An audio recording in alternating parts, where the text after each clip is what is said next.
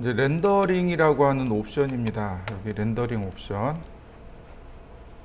자, 보시면 제일 첫 번째 렌더라고 하는 옵션이 있습니다. 인터랙티브라는 게 있고 프로그레시브라는 게 있고 GPU 악셀레이션이라는 것이 있습니다. 여기 버튼 누르시면 돼요. 여기 기어 그림. 자, 인터랙티브를 체크해 놓고 그 다음에 렌더를 합니다. 그러면 이와 같이 간단하게 렌더링이 끝나요. 근데 중요한 건 뭐냐면 제가 화면을 회전시킬 겁니다. 그러면 이렇게 화면도 렌더링이 같이 회전이 돼 버려요. 그러니까 고퀄리티 렌더링은 아니고 저퀄리티의 렌더링을 실시간으로 확인해 가면서 작업할 수 있는 것, 그게 인터랙티브입니다. 만약 이 인터랙티브를 많이 쓰면 어떻게 될까요? 메모리를 많이 사용하니까 점점 컴퓨터의 속도가 느려질 수밖에 없습니다. 그래서 인터랙티브는 잘 안 써요. 자, 끄고 다시 프로그레시브 렌더링이라고 하는 건 순차 렌더란 뜻입니다. 렌더링을 하기 위해서 순차적으로 쭉 렌더링해서 한 번에 결과물이 쫙 나와야 돼요. 이게 프로그레시브 렌더입니다. 보시면 이제 순차적으로 얘랑 같이 보시면 돼요. 라이트 캐시를 계산하고 그 다음에 렌더 이미지를 계산하고 그럼 순차적으로 져요. 이렇게요. 그래서 시간이 조금 걸리긴 할 텐데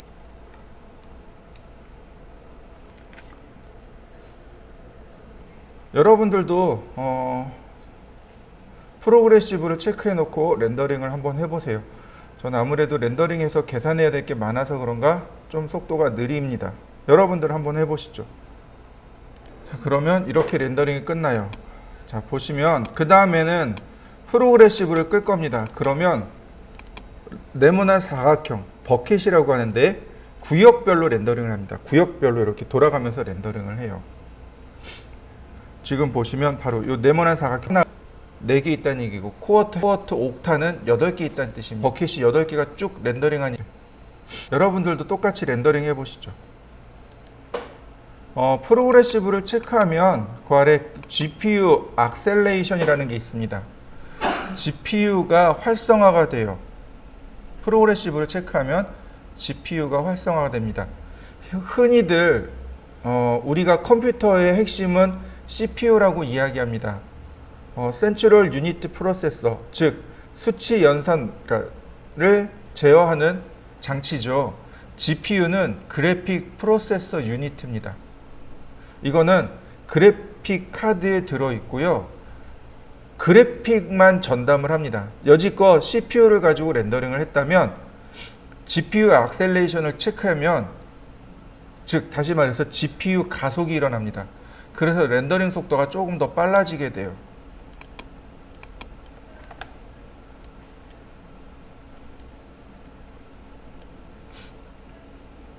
힘들거나 어려운 작업들을 하게 되면 그 다음 그 아래 퀄리티라는 것이 나옵니다. 퀄리티라고 하는 것은 여기 글로벌 일루미네이션이라고 되어 있는 이 항목과 영향이 있습니다. 퀄리티를 어떻게 조절할 거냐 이거죠. 자, 내려보면 하이, 퀄리티를 높게 조절합니다. 베리 하이, 아주 높게 합니다. 미디움, 중간값으로 합니다. 로우, 낮게 합니다. 드래프트, 아주 거칠게 합니다. 그럼 렌더링 속도는 누가 빠르겠습니까? 드래프트를 렌더링하면 렌더링 속도가 엄청 빨라져요. 거치니까. 퀄리티 자체가 거칠어요. 그런데 다른 사람한테 보여주러 갈 거예요. 건축주한테. 혹은 내가 이걸로 프레젠테이션 할 거예요. 그러면 드래프트를 보여주면 안 되겠죠. 그때는 하이나 베리 하이로 놓고 작업을 하셔야 됩니다. 이거 인쇄할 거예요. 프린터로 출력할 겁니다.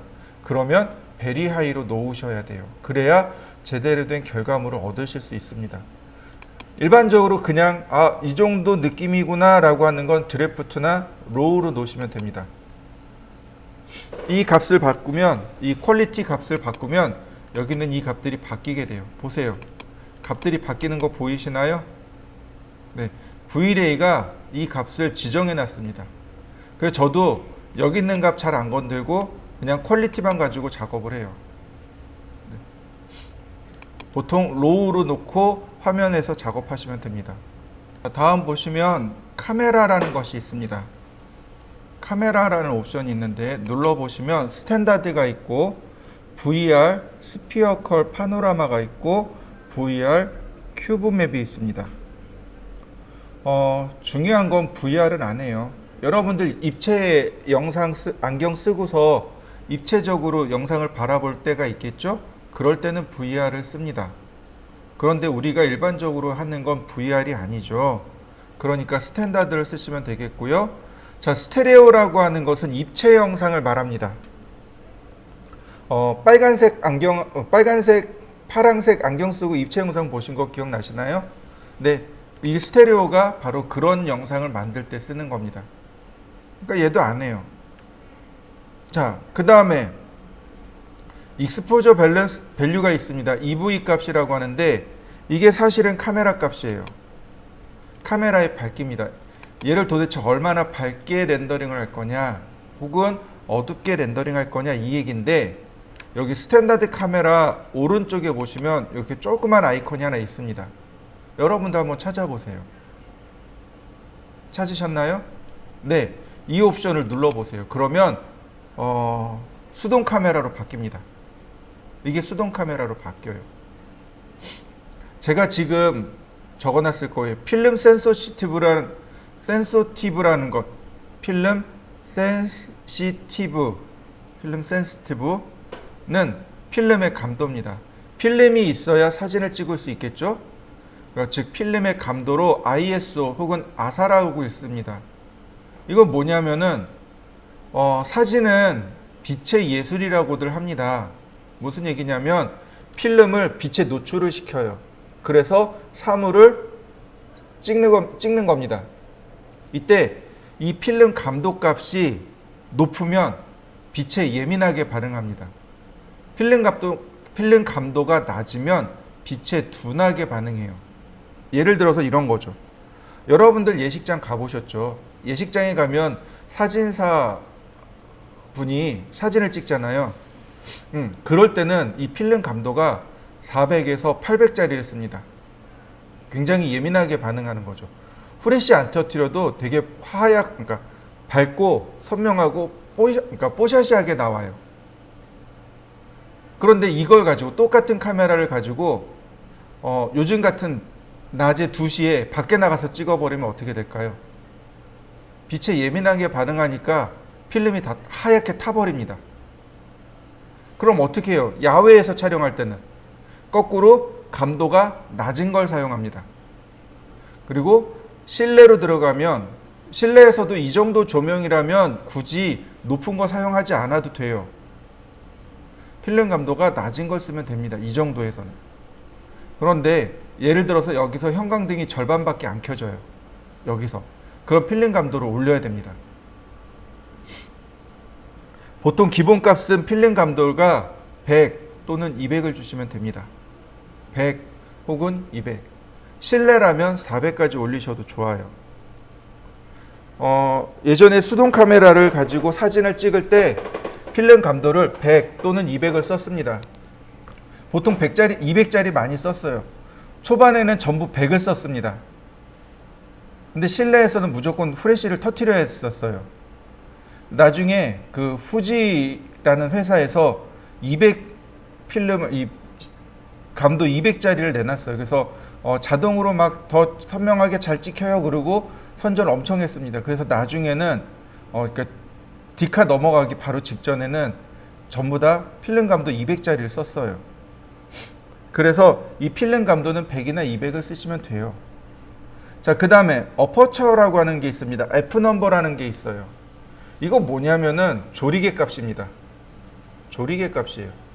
1, 1.2, 2, 2.4, 이 다음에 4, 그 다음에 2.4 다음에 6이 아니고 5, 그 다음에 이렇게 가요. 이런 순서대로 갑니다.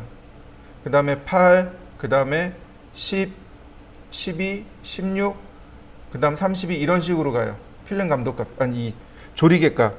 무슨 얘기냐면 여러분들 사진을 찍으면 앞에 조리개가 있어요. 그래서 조리개가 열렸다 닫힙니다.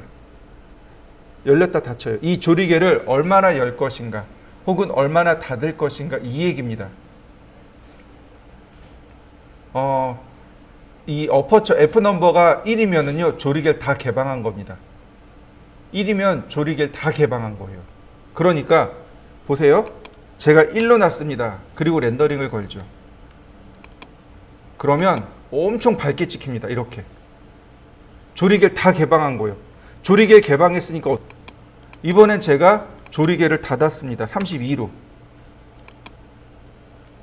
어두워집니다. 이렇게. 많이 어두워진 거 보이시죠? 네. 이게 예요. 기본값은 8입니다. 8. 기본값은 8이에요. 이 정도가 8입니다. 내가 밝기를 조정할 수도 있지만 카메라를 이용해서 밝기를 조절할 수 있어요. 이거 다 밝기와 관련된 겁니다. 하다못해 필름 필름 감도를 800으로 올렸습니다. 많이 예민하니까 하얗게 타버려요. 필름 감도를 100으로 낮췄습니다. 어두워요. 어두워집니다. 필름 감도를 조정할 수도 있고 셔터 스피드라는 것이 있습니다. 셔터가 열리고 닫히는 속도를 말합니다. 이거요 250이라고 적어놨는데 250분의 1초입니다. 여러분들 사진작가들이 야간에 사진을 찍은 거 보면 그 자동차가 이렇게 지나간 불빛 보이죠? 그게 노출이라는 건데 셔터가 이렇게 닫혀 있어요. 이렇게 열어버립니다. 그리고 1초, 2초, 3초, 4초, 5초 이렇게 내려가는 거예요. 노출이 돼버린 겁니다. 그래서 열어놨으니까 이렇게 흘러가니까 그냥 흘러간 대로 그게 다 그대로 다 들어가는 겁니다. 그건 노출이라고 해요. 이 셔터 스피드를 조절하는 것, 이게 노출이에요. 250이라는 건 250분의 1초 만에 열리고 닫혀라 이 얘기입니다. 당연히 이 값이 작아지면 예를 들어서 100분의 1초예요. 그럼 어떻게 될까요? 밝아진 거 보이시나요? 1000분의 1초로 바꿔보죠. 그럼 어두워지겠죠, 당연히. 맞습니까? 그러니까 이 세 가지를 한 번에 조절해야 돼. 어떤지, 조리개는 어떤지, 그 다음에 셔터 스피드는 어떤지, 이 세 가지를 조합을 해서 사진을 찍는 거예요. 그러니까 생각보다 사진 찍는 일이 쉽지는 않습니다.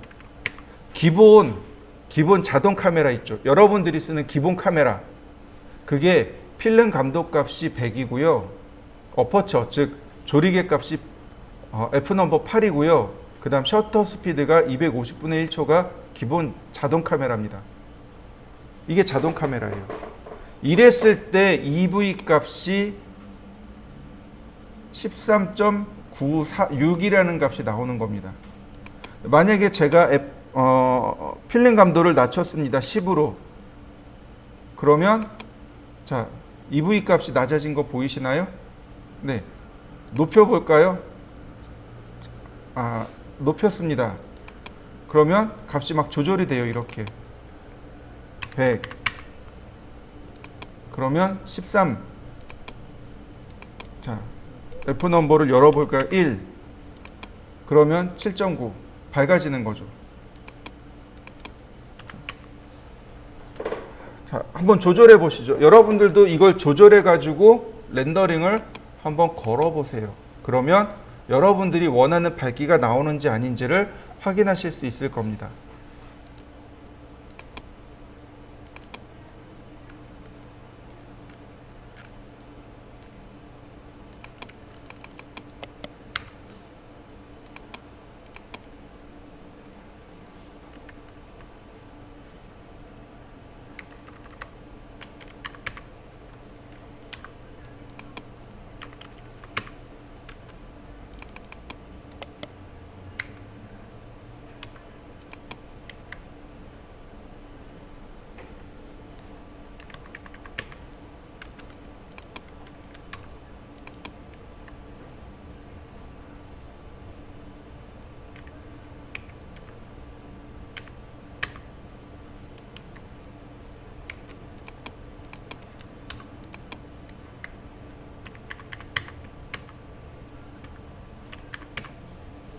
자, 제가 화면에 이와 같이 기둥을 좀 만들어 봤습니다.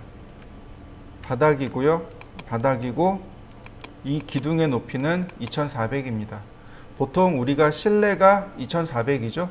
그래서 실내를 지칭하는 2400짜리 기둥을 이렇게 만들었습니다. 자, 여러분들도 한번 만들어 보세요. 자, 뭘 할 거냐면 여기 뎁스 오브 필드를 할 겁니다. 뎁스 오브 필드를 줄 거고요. 자, 일단 여러분들 여기까지 만들어 보시죠. 뎁스 오브 필드는 반드시 이 카메라를 V까지 줘야 돼요. 그냥 놓으시면 안 됩니다.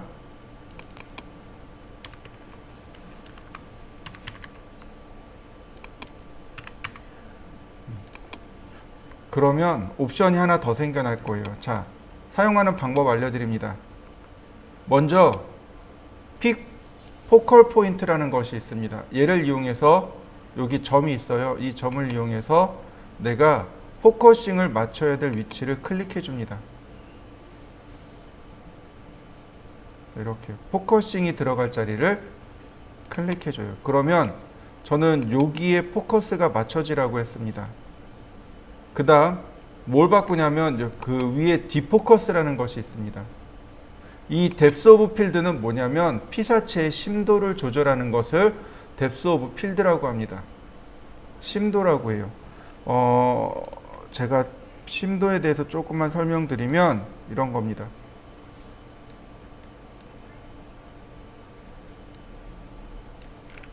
보시면 이런 거예요.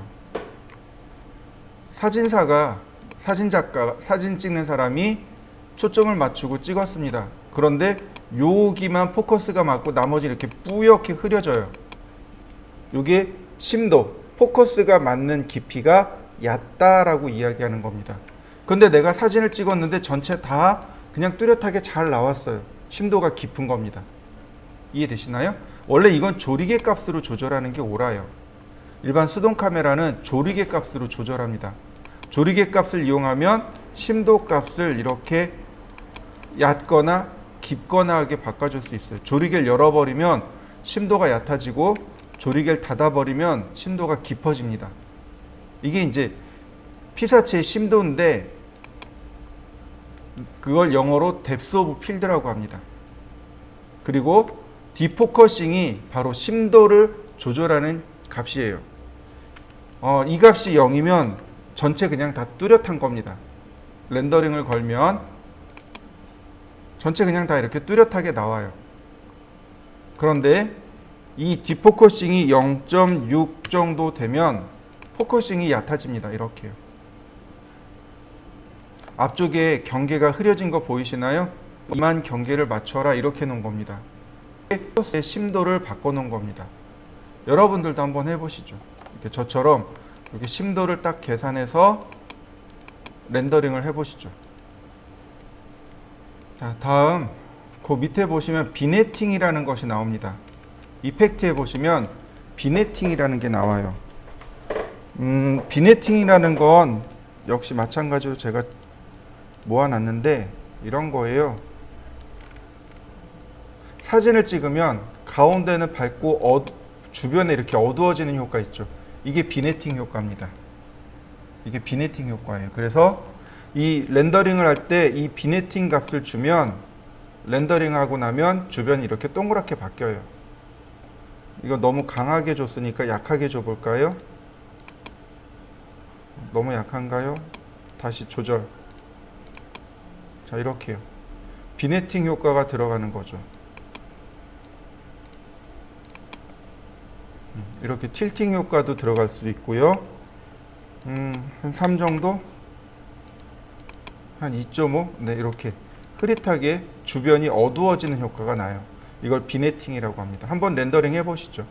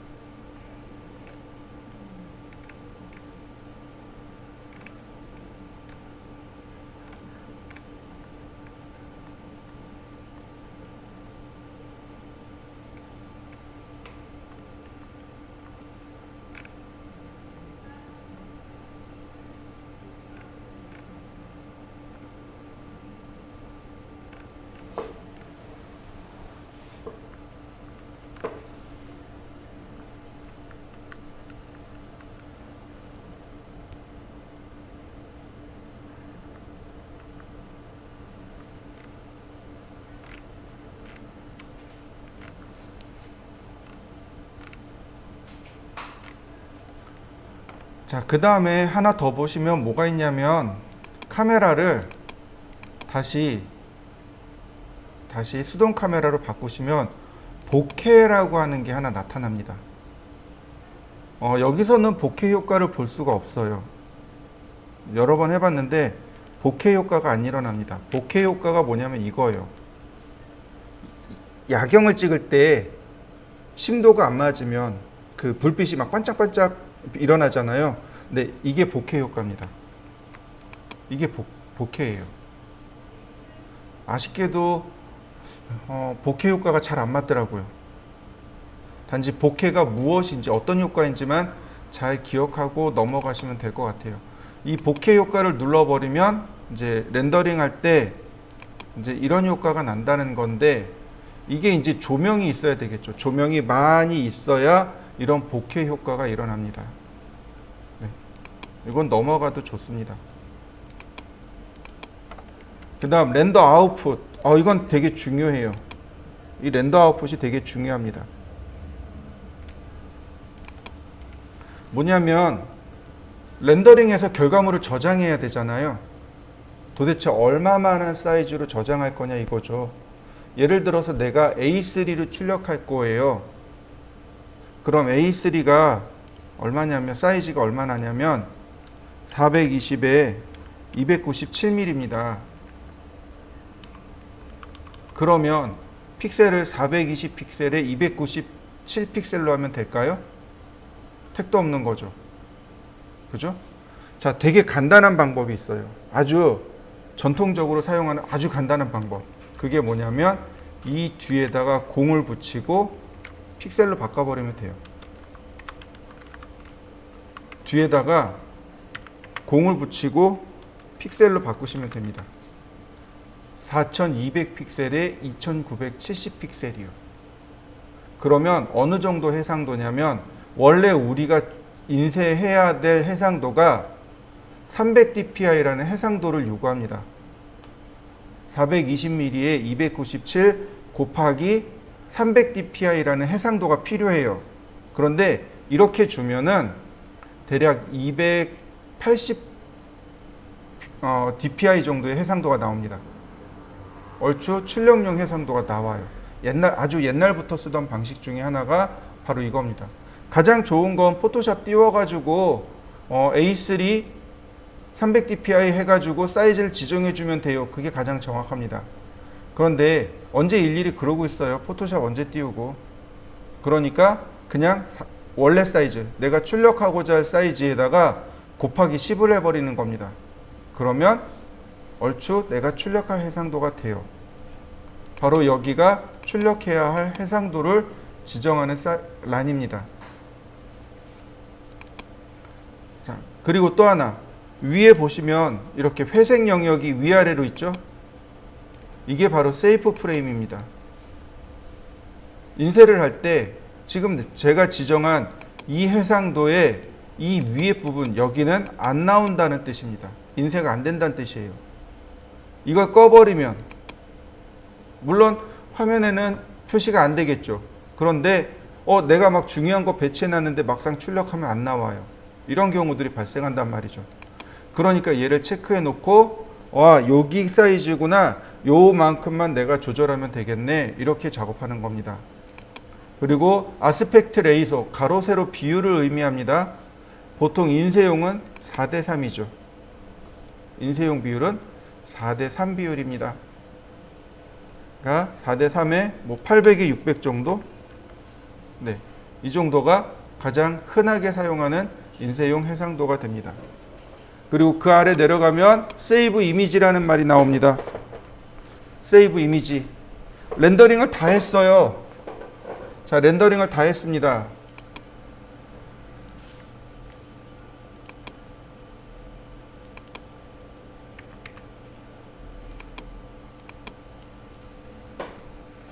자,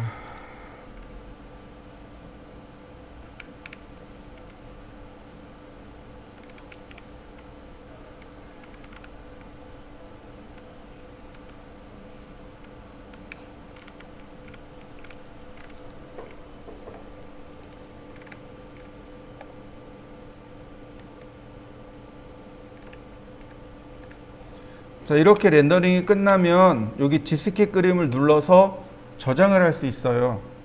보통 PNG 파일로 저장하시면 돼요. 그런데 문제는 뭐냐면 고해상도로 렌더링을 하면 예를 들어서 렌더링 타임이 1시간씩 걸리기도 하고 심한 경우에 6시간이 걸리기도 합니다. 내용이 많으면 오래 걸려요. 그런데 그때 가서 이거 저장해야지 그러는 순간 컴퓨터가 휙 다운됩니다. 어떻게 해요? 애초에 그냥 컴퓨터한테 시키는 겁니다. 렌더링 다 하면 네가 저장까지 해, 이렇게 해요. 그래야 그 다음에 이제 가서 어떻게 해요? 컴퓨터를 한번 싹 껐다 켜고 그리고 결과물을 확인하는 겁니다. 왜냐하면 이미 메모리를 다 써버렸기 때문에 컴퓨터가 그 다음 작업을 할 수 있는 여력이 없는 거죠. 뭐 지금 같은 경우에야 얼마 안 되니까, 이런 게 얼마 안 되니까 그냥 작업을 하는 거죠.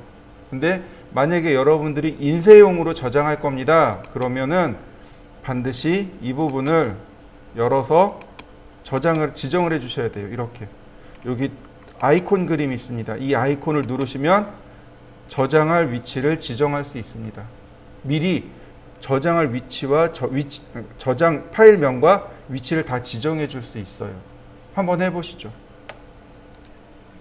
인바이런먼트에 보시면 백그라운드라고 있습니다. 배경이에요. 지금 보시면 여기 맵이 들어가 있는 걸 확인할 수 있습니다. 눌러보면 바로 선라이트, 즉 선라이트에 스카이 배경이 들어가 있는 겁니다.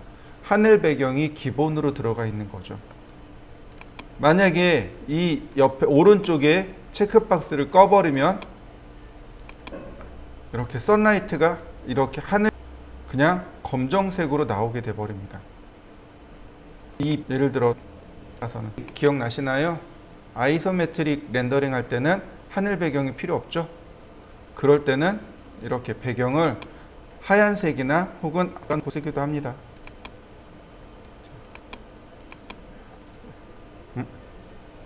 너무 안 들어갔나요?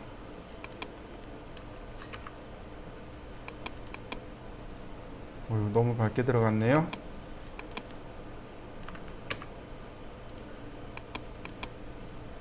이런 식으로 뒤에 배경이 내가 지정한 색상이 들어가게끔 이런 식으로 여러분들도 배경색을 한번 바꿔보시죠. 인바이런먼트 오버리드 값인데 굳이 이 값을 켜지는 않으셔도 괜찮아요. 그런데 이제 이런 경우가 있어요. 반사광이 들어갈 때, 그러니까 예를 들어서 GI 값이에요. 선라이트가 들어가요. 그러면 선라이트를 이 값으로 대체하는 거죠. 지금 보시면 이렇게 색상이 노란빛이 많이 들어가 있죠. 그죠? 제가 색상을 바꿔보죠. GI 값을 켰고요. 값을 좀 강하게 줘봤습니다. 렌더링. 그러면 색상이 여기 중화되는 거 보이시나요? 기존에 있는 이 색상과 제가 지정한 색상이 서로 이렇게 색상이 이렇게 중화된 거예요. 예를 들어서 이 값을 제가 더 높이겠다. 50이라고요. 그러면 자, 어떻게 되나요? 색상이 바뀐 거 보이시나요? 네. 이거 GI 값이라고 하죠. 네, 이 GI 겁니다. 그러니까 렌더링을 했는데 GI 값에 의해서 내가 원치 않는 색이 나왔어요. 지금처럼 보면 얘가 뒤에 배경 때문에 노랗게 나오잖아요. 오브젝트 색상이. 네, 이럴 때 이제 값을 바꿔줍니다. 반사광을 바꿔줍니다. 그 다음에 굴절 값을 바꿔줍니다. 뭐 이런 식으로 우리가 값을 바꿔줄 수 있어요. 굳이 이 값을 쓰거나 하지는 않습니다. 굳이 써야 될 이유가 없는 거죠. 그냥 조금 그러니까 야경이 아니 외관을 촬영할 때, 외관을 렌더링할 때는 GI 값을 조금 주는 게 좋죠. 아무래도 왜냐하면 스카이라이트니까 실외 같은 경우는 GI 값을 좀 주면 좋고 실내 같은 경우도 이 GI 값을 조금만 주시면 좋아요. 그러면 대신에 이 색상이 들어가니까 오히려 조금 더 밝게 나오기도 합니다. 자, 그 다음에 아리엘 퍼스펙티브라는 것이 나옵니다. 아리엘 퍼스펙티브를 제가 안 넣어놨네. 이 아리엘 퍼스펙티브를 렌더링을 하면 어떤 일이 발생하냐면, 아리엘 퍼스펙티브의 정의를 먼저 내려보자고요. 혹시 여러분들 수묵화 보신 적 있나요? 안 본 사람 간첩이죠. 그죠? 저는 세종에서 오잖아요. 세종에서 이렇게 왔다 갔다 하면서 안개 낀 날이 되게 많았어요. 강변 따라서 오는 그런 도로라 일교차가 크면 안개가 참 많이 끼거든요. 그러면 멀리 바라보잖아요. 그러면 완전히 수묵화로 보여요. 날씨가 맑은 날 여러분들 고속도로 타고 갈 때 멀리 풍경을 한번 봐보세요. 그러면 산이 이렇게 막 있죠. 근데 사람의 눈은 가까이 있는 것은 채도가 높고 그 다음에 커 보여요. 근데 멀리 있는 풍경은 어때요? 채도가 낮아요. 그리고 작게 보입니다. 맞습니까? 네. 그 채도를 낮춰버리는 것, 그게 아리엘 퍼스펙티브예요. 멀리 있는 풍경을 만약에 얘를 꺼놓고 렌더링하면 가까이 있으나 멀리 있으나 채도가 똑같아요. 그런데 이 아리엘 퍼스펙티브를 체크해 놓으면 가까이 있는 건 채도가 높고 멀리 있는 건 채도가 낮아져요. 그리고 심지어 어떤 일이 발생하냐면 멀리 있는 건 이렇게 흐릿하게 안개 낀 듯한 느낌이 나요. 그게 아리엘 퍼스펙티브인데 똑같이 선라이트를 쓰고 있는 겁니다. 선라이트를 쓰고 비저블리티 레인지, 가시 범위입니다. 이 값이 되게 재밌어요. 여기 6000이라고 돼 있잖아요. 6km예요. 6km입니다. 미터도 그러니까 6000m, 그러니까 6000mm가 아니고 6km예요. 앰모스피어릭 헤이트, 안개의 높이입니다. 이 아리엘 퍼스펙티브는 가까운 곳에 일어나는 게 아니죠. 멀리 있는 곳에 일어나는 효과입니다. 풍경에서 일어나는 효과예요. 그러니까 6km 이렇게 안개가 올라온다는 뜻이에요. 그 다음에 이건 이제 산란이고 빛의 산란 효과고 나머지는 큰 문제는 없을 것 같아요. 이걸 렌더링을 하면 이렇게 멀리 있는 풍경이 흐릿하게 이렇게 안개 낀 것처럼 보이게 돼요. 보통 그러면 이 아리엘 퍼스펙티브라는 뜻이죠. 도시 그럴 때 멀리 보잖아요. 멀리 보여야 되잖아요. 그럴 때 체크. 근데 일반적으로 투시도나 혹은 뭐 조감도 할 때는 택도 없는 거죠. 네. 요거 체크해서 한번 해보시면 좋을 것 같고요. 그 다음에 머티리얼 오버리드. 머티리얼 오버리드는 재질 덮어쓰기입니다. 내가 지정한 이 색상으로 재질 덮어쓰기.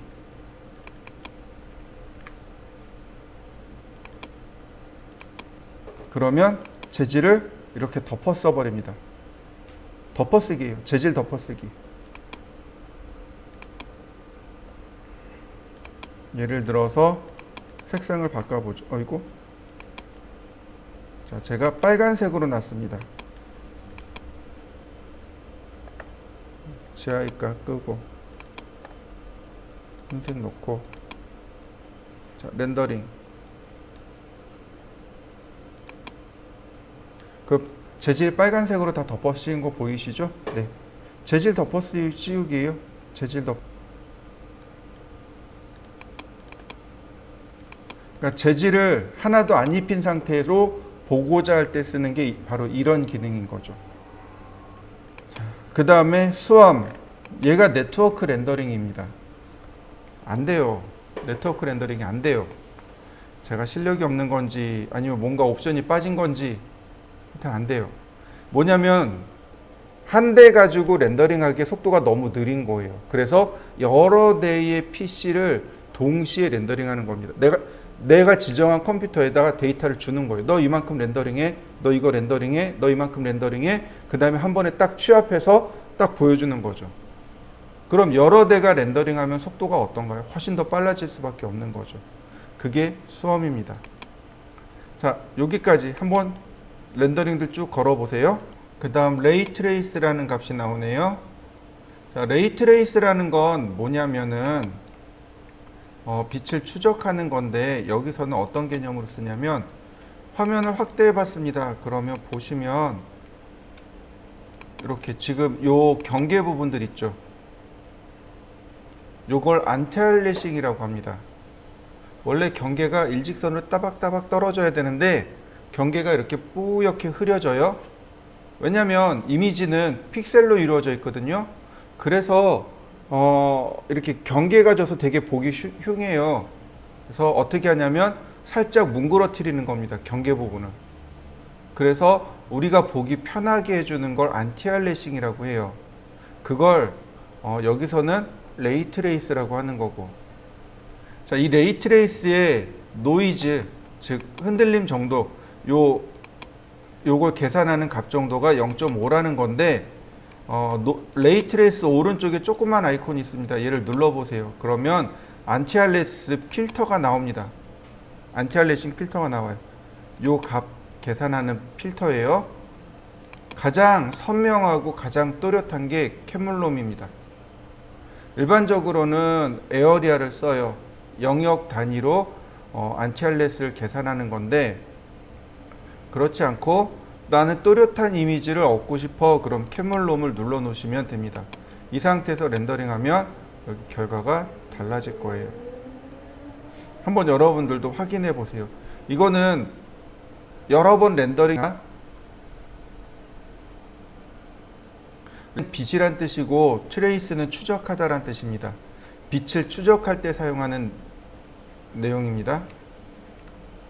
자, 이렇게 많이 경계가 또렷해진 거 보이시나요? 이게 지금 100%, 제가 화면을 100%로 보고 있는 거고요. 캐물롬이 아니라 뭐 다른 거 에어리아나 이런 걸로 놓으면 경계가 약간 뿌옇게 바뀌어요. 한번 확인해 보세요. 여러분들도 캐물롬도 렌더링 그 경계 부분 해보세요. 네이션이라고 있습니다. 보시면 값이 세 가지가 있어요. 이리디언스 맵, 브라우트 포스, 라이트 캐시 이렇게 세 가지가 있습니다. 차이점은 이거예요. 광원에서부터 조도를 계산하느냐 아니면 렌더링을 하고 그러니까 화면을 계산하고 광원의 위치를 계산한 다음 조도를 계산하느냐 이겁니다. 즉 예를 들어서 지금 빛이 이쪽에 있어요. 광원이 여기 있습니다. 빛이 이렇게 와요. 그러면 라이트 캐시나 브라우트 포스는 광원을 먼저 찾습니다. 광원을 먼저 찾고 그 다음에 빛이 들어가는 방향을 계산하고 그 다음에 화면을 렌더링을 해요. 그에 비해서 이리디언스 맵은 거꾸로 이 화면을 먼저 렌더링을 합니다. 그러면 어딘가 조명이 오니까 그림자가 만들어지겠죠? 네, 그래서 거꾸로 광원을 찾아가요. 그래서 여기 조도가 얼마인가 그리고 계산합니다. 계산하는 방식이 두 가지예요. 다시 설명합니다. 화면을 먼저 렌더링하고 그 다음에 광원을 찾아요. 그리고 화면에 조도를 계산하는 것. 그게 이리디언스 맵입니다. 그런데 브라우트 포스하고 라이트 캐시는 거꾸로 광원을 먼저 찾습니다. 그리고 광원에서부터 빛을 계산해요. 그리고 각각 화면 각각의 위치에 조도를 계산합니다. 그리고 렌더링해요. 차이점이 이렇습니다. 이리디언스 맵을 제일 많이 쓰기는 합니다. 사용하는 방법이 제일 단순하거든요. 맥시멈, 미니멈 이렇게만 값을 조절하시면 돼요. 품질입니다. 미니멈 레이스, 맥시멈 레이스 이건 품질이에요. 품질을 얼마나 좋게 할 거냐 나쁘게 할 거냐 이 얘기입니다. 이 값이요 0이면 화면에 있는 거랑 똑같은 품질로 렌더링 하겠습니다 이런 뜻이에요. 1 정도까지밖에 안 올려요. 그러면 뭐예요? 화면보다 한 2배 정도 더 퀄리티를 올리겠습니다 이 얘기가 됩니다. 화면보다 더 좋을 이유가 없죠. 그러니까 0이나 1 정도가 최고 맥시멈이 됩니다. 미니멈이란 얘기는 뭐냐면 마이너스 1이란 얘기는 화면보다 내가 렌더링할 이 결과물보다 절반 정도의 퀄리티를 계산하겠습니다 이런 뜻이에요. 조도를 절반 정도의 퀄리티로 계산합니다 라는 뜻이에요. 지금 마이너스 3이 들어가 있습니다. 그러면 대략 3분의 1 정도의, 아니 3분의 1이 아니죠. 그러니까 2, 4, 8 이렇게 내려가죠. 8분의 1 정도의 해상도로 렌더링을 하겠습니다. 렌더링해서 조도를 계산해서 여기다 집어넣겠습니다. 그런 얘기가 돼요. 그래서 퀄리티를 눌러보면 베리 하이가 나도 맥시멈 레이스가 1입니다. 베리 하이로 났는데도 맥시멈 레이스는 0이에요. 0. 화면이랑 똑같이 하겠습니다. 이 얘기인 거죠. 그 다음에 서브 디바이스는 뭐냐면 품질입니다. 그냥 쉽게 얘기해서 품질이에요. 품질입니다. 보통 이렇게 화면을 정사각형으로 자릅니다. 그리고 여기를 쪼개는 거예요. 90개로 쪼갰다는 얘기예요. 단위를 90개로 쪼갰다는 뜻이에요. 만약에 이 단위가 높아지면 어떻게 돼요? 더 작게 쪼갤 수밖에 없는 거죠. 당연히 품질이 올라갑니다. 그래서 서브 디바이스라는 말이 나오면 그냥 품질로 받아들이시면 돼요. 아, 품질이 90 정도 되나 보다 라고 받아들이시면 돼요. 인터폴레이션은 보정하다라는 뜻입니다. 포톤이라고 하는데 이렇게 포톤들이 이렇게 내려오면 이렇게 범위들이 만들어지겠죠. 이걸 보정하는 것. 그게 이제 인터폴레이션이고, 브라우트 포스입니다. 브라우트 포스는 여기 값이 없어요. 그런데 세컨더리로 놓으면 브라우트 포스 값이 나와요. 이렇게요. GI 뎁스라는 값이 나옵니다. 광원이 있습니다. 이렇게 튕기고 이렇게 나가죠. 이렇게 한 번, 두 번, 세 번까지 계산하겠다는 뜻입니다. GI를 세 번까지 계산합니다. 이런 얘기예요. 그리고 라이트 캐시 이렇게 나옵니다. 포톤을 계산합니다. 포톤을 계산하는데 품질이 2000이고요. 그 다음에 샘플 사이즈, 포톤의 크기가 0.01입니다. 라는 뜻이에요. 그러니까 리트레이스가 다시 말하면 추적하는 게 6번이라는 뜻이고요. 상황에 따라서 요거 렌더링을 해보시면 됩니다. 제일 많이 쓰는 게 브라우트 포스하고 라이트 캐시가 제일 많이 쓰겠죠. 이게 디폴트 값입니다. 근데 일반적으로 유저들은 이리디언스 맵도 많이 써요. 이리디언스 맵에 세컨드리를 라이트 캐시로 놓거나 아니면 브라우트 포스로 놓거나, 그러면 결과물이 또 달라져요. 하나 더 보시면 맨 아래 내려가시면 앰비언트 어클루전이라고 하는 옵션이 있습니다. 렌더링에서 보면 경계가 이렇게 뭉그러져서 보일 때가 있어요. 우리가 작업한 예를 보면은요, 여기를 보시면 지금 저는 여기다 앰비언트 어클루전을 켜놓고 쓰고 있어요. 만약에 제가 얘를 껐습니다. 그리고 렌더링을 할 건데 어떤 일이 발생하는지 보시죠. 아이고, 너무 크다.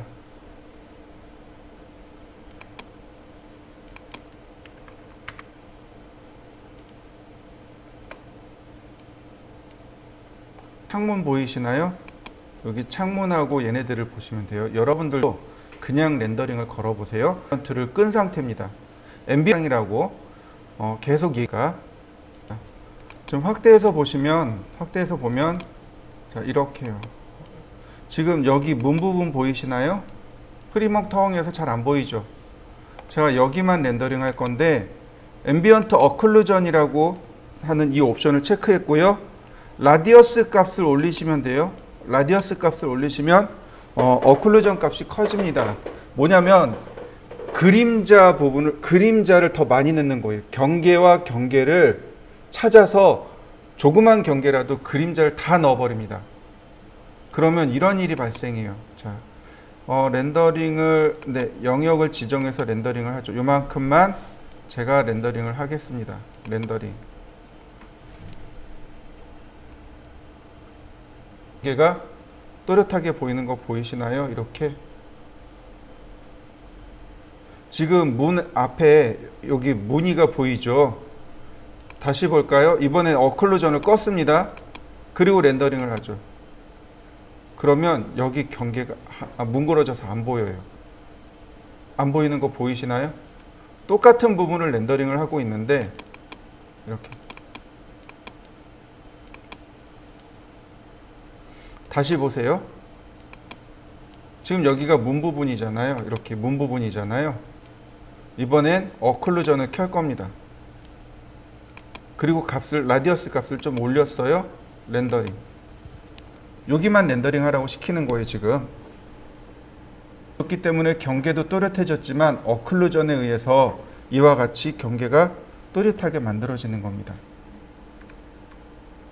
그러면 렌더링을 할 때 전체 렌더링을 하면 전체적으로 이미지가 또렷하게 살아나게 됩니다.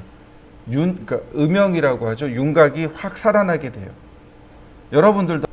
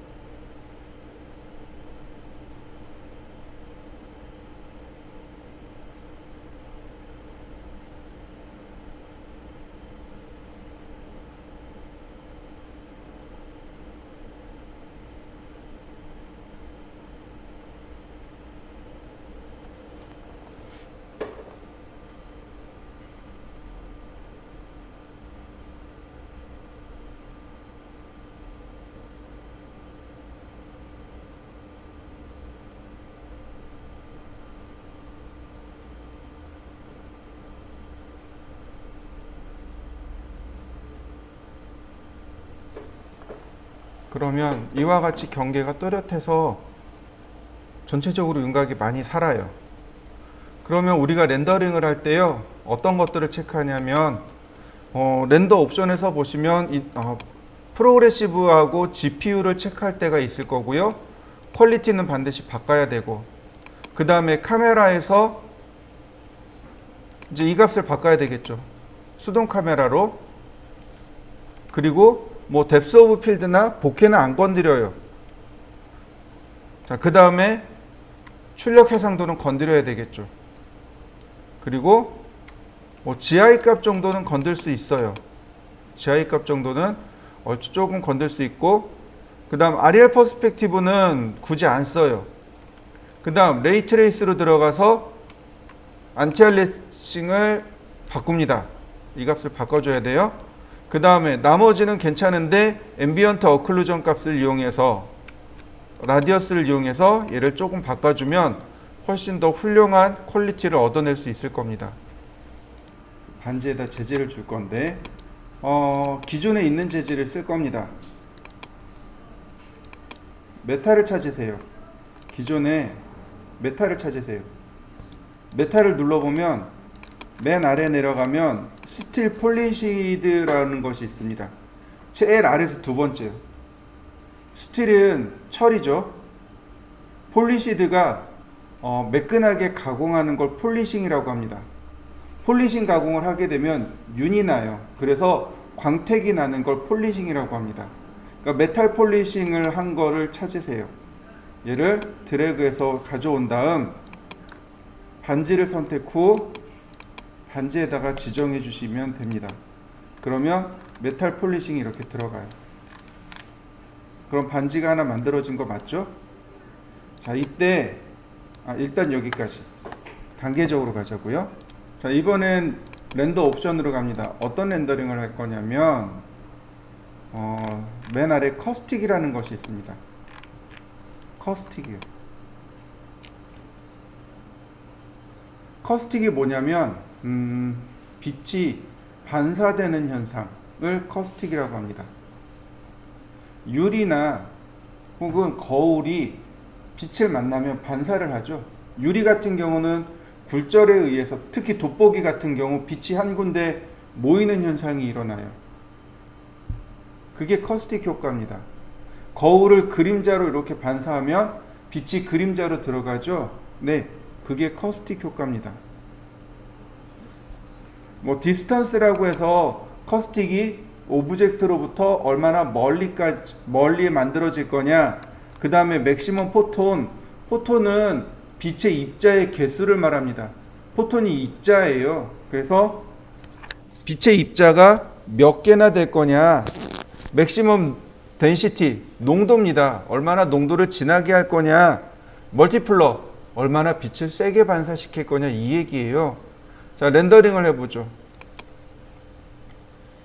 지금 보이시는 것, 자, 커스틱 효과가 나나요? 한번 확인해 보죠. 렌더링이 끝날 때까지 한번 확인해 보죠.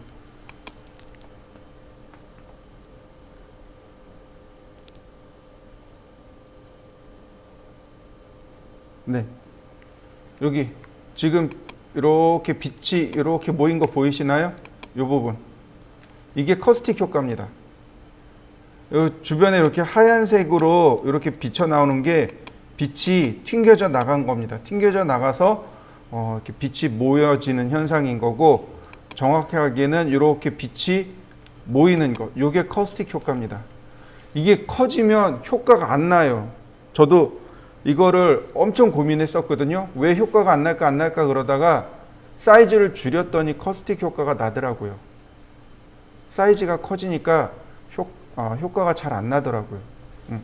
한번 이렇게 커스틱 효과를 내보세요. 마지막에 보시면 렌더 인바이런먼트라는 것이 있습니다. 여기에 보시면 몇 가지가 나오는데 그 중에 커스틱이라는 효과를 같이 넣어주세요. 그래야 커스틱을 제대로 계산하게 됩니다. 보시면 이렇게 RGB 컬러, 알파 채널 여기까지만 들어가요. 커스틱이 안 들어갑니다. 렌더 인바이런먼트를 눌러서 커스틱을 추가해서 렌더링을 하게 되면 이와 같이 커스틱 효과만 별도로 넣을 수 있습니다. 커스틱 효과를 별도로 넣을 수 있어서 커스틱의 밝기를 별도로 조절할 수 있어요. 이렇게 가져가서 리터칭해서 밝기를 조절하고, 그리고 다시 RGB 컬러에서 합성하는 겁니다. 합성을 하기 위해서 이렇게 채널들을 여러 개 만드는 겁니다. 그리고 하나 더, 여러분들이 하나 더 써야 될 게 뭐냐면 디노이저라는 것이 하나 더 있습니다. 디노이저라는 건 말 그대로 노이즈를 제거하는 것. 렌더링 하다 보면 잡티 같은 것들이 많이 생겨납니다. 네, 그 잡티를 제거할 때 쓰는 게 디노이저입니다. 그래서 이 디노이저까지 들어가게 되면 렌더링 할 때 잡티가 많이 사라져요. 아까 아리엘 퍼스펙티브에 대해서 제가 설명을 드렸었는데요. 멀리 있는 것에 대해서만 생각하면 좋은데 이 스케치업에는 유일하게 없는 게 뭐냐면 안개 효과가 없습니다. 앰모스피어릭이라고 해요. 안개 효과. 아무리 뒤져봐도 앰모스피어릭, 즉 안개 효과가 안 나옵니다. 근데 나중에 제가 이렇게 생각을 좀 그러니까 전환을 해보니까 이 아리엘 퍼스펙티브 가지고 안개 효과를 만들 수 있었습니다. 지금 보시는 것처럼요. 즉 비저빌리티 레인지 값을 땡겨버리면, 지금처럼 이렇게 비저빌리티 레인지 값을 땡겨버리면 가시거리라는 게 형성이 되는 거죠. 그리고 비저빌리티가 이제 뒤로 가면 얘가 가시거리가 늘어나겠죠. 지금처럼. 6000이 6m네요. 6m가 맞네요. 가시거리가 5m. 근데 여기 단위가 좀 이상한 것 같아요. 미터 맞아요. 단위가 버립니다. 그러면 안개가 이렇게 쭉 들어가서 안개가 낀 모양이 만들어지겠죠. 그러면 10m. 얘가 조금 더 멀리 있는 모양이네요. 50m. 그러면 이렇게 희끗하게 나오는 거죠. 100m.